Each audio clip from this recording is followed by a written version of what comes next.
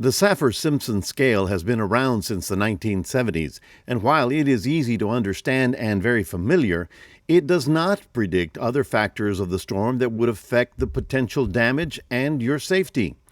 Back in 2010, the Saffir-Simpson scale was adjusted to solely represent wind intensity. Scientists made that adjustment on the theory that the scale should not be used for the wrong reasons. It does not predict other factors like storm surge, rainfall, flooding, or storm duration. Last year, we faced Hurricane Beryl, a storm that traveled over 1,000 miles from the Atlantic to the Gulf of Mexico. At one point, it reached a Category 5 in strength. But as it came ashore in Matagorda County, it was rated a Category 1. Did that designation as a Category 1 lower the storm expectation and people's preparation for the arrival of the storm? With this structure, much like others, the severity of the wind damage that we had, the high winds, the hurricane was rated at a Cat 1, but to be here and through it, it was much worse. It felt like it was much more a 2 or a 3 than a 1. You're a resident of Sargent, and you were here the night of the storm. No, excuse me. We were not here. We went to Bay City. But I tell you what, the guy in that brown house right there, his name is Lee Carter. He wrote it out, and he's got some stories because he's got some pictures and stories. And we were not here during the storm. So do you think that's the best thing to do? Do you think Lee's kind of crazy? Yes, in a way. He might even admit it now because he says he's not going to write out another one. Because supposedly they said it was going to be a Category 1. But I believe they identified it as a Category 3 after all, because, like I said, we've never had this much damage before. In my experience here in Matagorda County, in the last 28 to 30 years, some of the worst damage I've seen, or flooding I've seen here in our precinct, wasn't even a hurricane, it was a tropical storm. And that was in 1998 when Tropical Storm Francis came through, and we had flooding on the main highway that was probably at least 4 miles from the Gulf. It's been a year since Hurricane Beryl made landfall here. Some of the damage is still visible, and roofs are being repaired for folks that had to wait their turn in line. In the postseason analysis of Hurricane Beryl, the National Hurricane Center was able to make several corrections to Beryl's record. The peak winds for Beryl at landfall were upgraded from 80 to 90 miles an hour. That made it a strong Category 1, only 5 miles per hour from a Category 2. Doesn't mean that you're not going to get some of the other elements of Mother Nature. And so everyone should treat them for your own safety. And I would say evacuate, and then when it's safe, come back in. Yeah, so we've decided we're going to leave every time now when we have one close. And like I said, Lee there, he wrote it out, and he says he's not going to stay over again either because it was really bad. Yeah. So the moral of this story is that you can use the Saffir-Simpson scale to know the strength of the winds, but other factors may affect your safety. Consider issues like storm surge, inland rain, flooded roadways, storm path, the elevation above sea level. All of these issues are variables, so when in doubt, head for higher ground.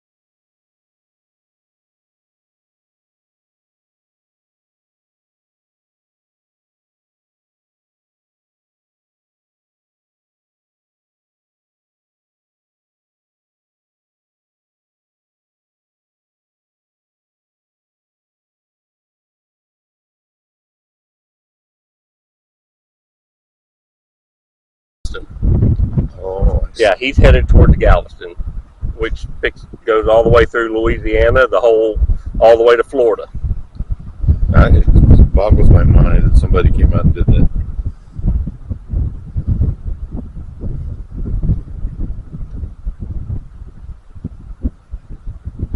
And that's the old tower. There used to be a swing bridge here, and before they built this bridge, and that was the operations station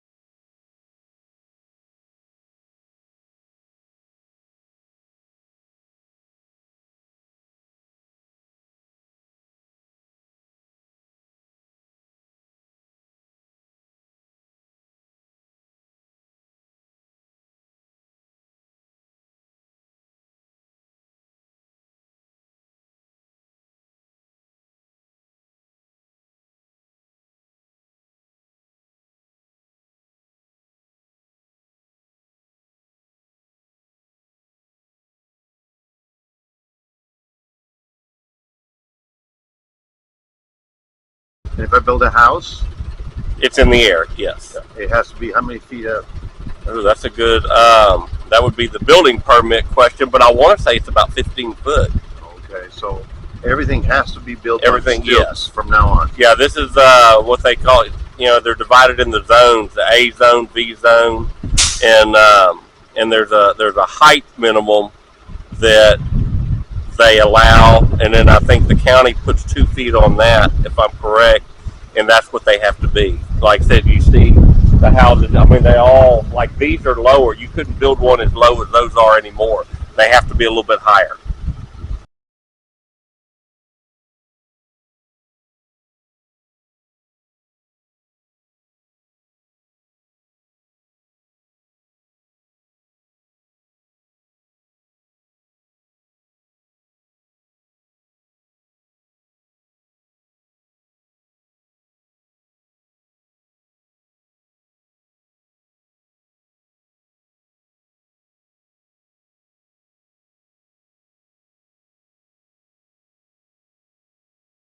Foot doors in. It took the right side roof and it laid it over on the left side of the roof. Okay, and which was really dangerous because it took like six weeks before we got it all repaired. And that side of the roof, the wind, we had some pretty high wind. It was so finally we had to just get somebody here and take that side of the roof off.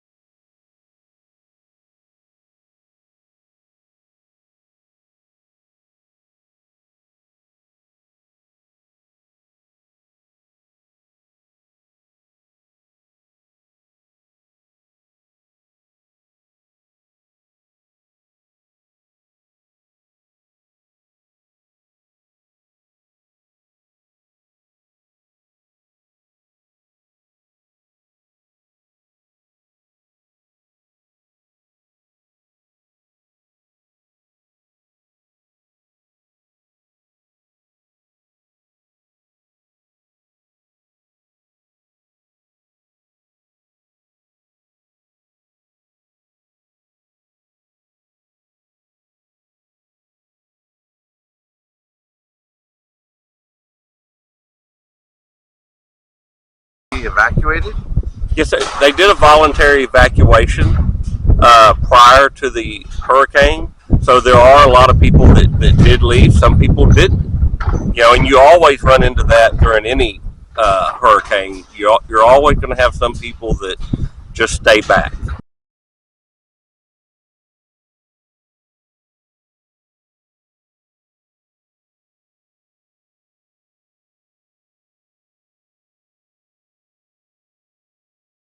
I can tell you during Harvey, I was here, and there were a lot of people that evacuated from here and then couldn't get back in, whereas we had people that owned weekend homes here that lived in the Houston area and thought about coming here, but they didn't realize we were just as bad as they were in the Houston area also. And so there were some that came here and had to turn around and leave because it was just as bad. So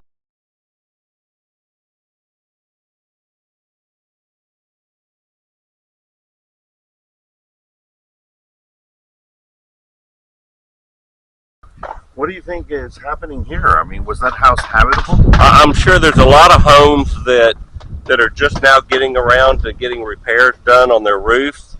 They're a long line and only so many contractors to do the work. So I think some of them are just getting around to their turn.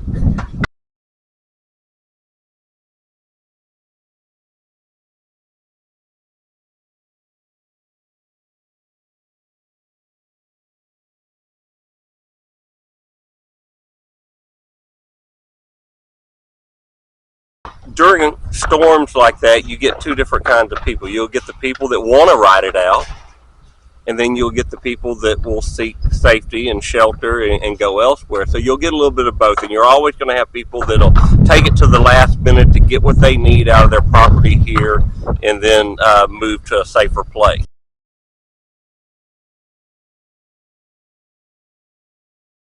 Well, they do, and when the county goes in and issues a warning, they have so much time that they can move their high-profile vehicles, their motorhomes, RVs, boats. They can get all of that out here until we reach the next level, and then and that's what a lot of the people do, is they try to get them to higher ground and to where they're safer, because if they leave them here, once that hurricane hits, you can't have those vehicles on the road. It becomes too dangerous.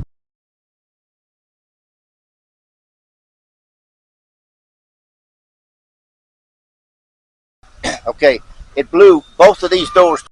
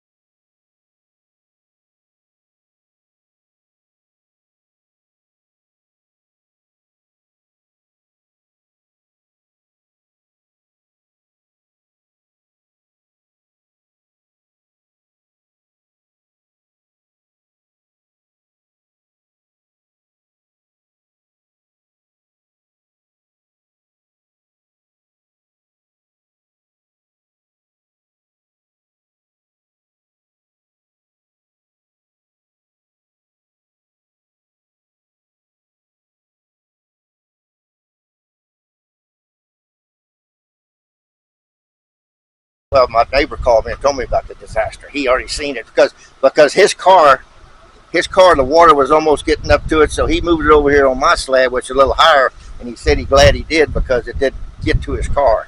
We had about 2 foot of water in this building, so and it. But did we have 2 feet of water? Oh yeah, Along the whole yes, whole area. Yes.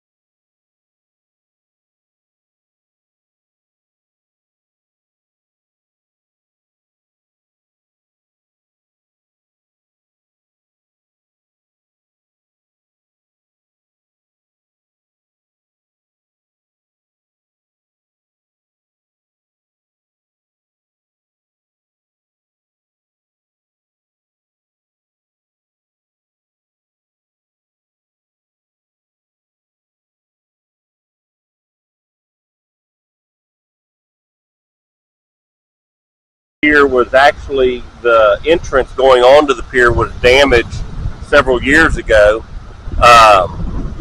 probably about 5 years ago, during another storm, and has yet to be repaired. Would have been Brett. Well, we had a series of about 3 of them one summer, and it was a combination of all 3 of them that summer in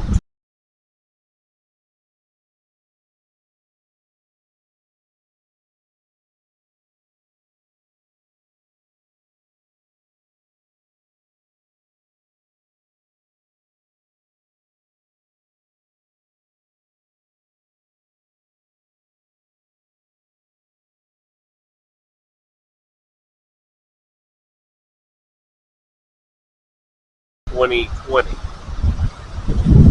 Damage